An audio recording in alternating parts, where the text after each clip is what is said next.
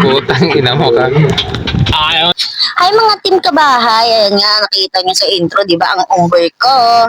Sumasabat nga yung dalawang kuya dito at ang sabi ng isa, unggoy daw, walang buhok. At ang sabi naman ng isa, yung jowa mong unggoy. Ala, mga bully yarn.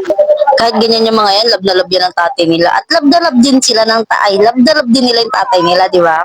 Ano ba yan, mali-mali. Basta love nila yung isa't isa. Tatlo sila, nagmamahalan, apat pala. Jericho, yung ano? Mga araw nga na yan ay day off ng aming unggoy. Sobrang init nga ng mga araw ngayon, grabe, kaya tagaktak talaga yung pawis habang nagtutupi ng ganito. At habang nagtutupi nga din ay nanonood din kami ng mga, ano ba yun, yung nasa YouTube, yung ano ba yun? Yun, naisip ko na yung mentality. Yan na, banding ng pamilya namin. Kahit simple lang, at least masaya. Kahit may minsan kakagulo. Parte naman talaga ng pamilya yun, di ba? Ay, pause mo muna yan pa. Pause mo muna. Top 5 ghosts. Pause. Grandma's visit. Knows na Savannah ang nakuhaan yung strange encounter. Ang hirap pindutin ang puta. Na ito ay nangyari isang taon Ba't ganun? ang anak niya at ang lola ng bata ay Putang ina mo ka. Ayaw naman. sa nursing home. Di ba? Nabaliw siya sa cellphone ko. Ang tagal na rin kasi na itong cellphone ko, pero still working pa rin naman siya. Kasi yun nga, di mapindot talaga ito minsan. Buti nga, kahit pa paano, napapakinabangan ko pa rin siya. Sa mga nakaka-LL po dyan, tumatanggap po ako ng regalo mo. Para sa akin nalalapit na birthday. Wow! Kapal na mukha, ate. Ang tinutupi ko naman damit namin ay yung damit namin mga malalaki. Kanina kasi yung tinutupi ko yung sa maliliit. Sa aming JM na maliit. Pag nagtupi na pala ako ng damit, ibig sabihin mga 2 days after nyan, maglalaban na ako. At ito nga, si Kuya Dodge, nagbibidyo. Umagang maaga yan, sila pala ng gising.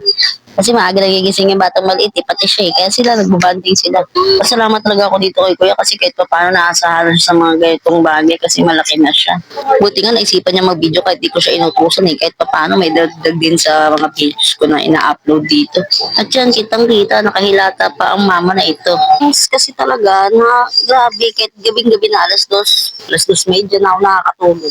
Kadalasan naman maaga ako magigising kahit ganun na ako natulog. Kahit mga 2:30 na ako natulog, magigising ako alas 6:30, 7, gano'n.